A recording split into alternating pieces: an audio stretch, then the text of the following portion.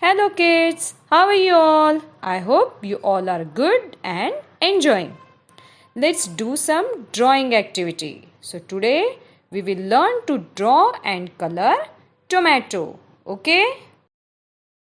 So are you ready children? Let's start drawing. Okay? First draw a circle. A big circle like this.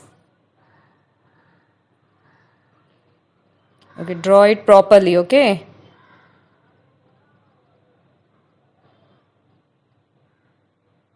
Yes. So now circle is ready. So let's draw the stem and leaves of the tomato. So this is the stem. Okay. Now we will draw leaves like this. See it properly children.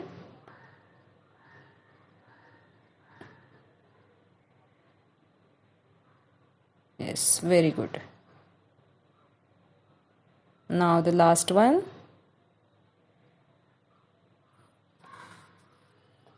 So our tomato is ready. Now color it with red color and leaves with green color. Okay.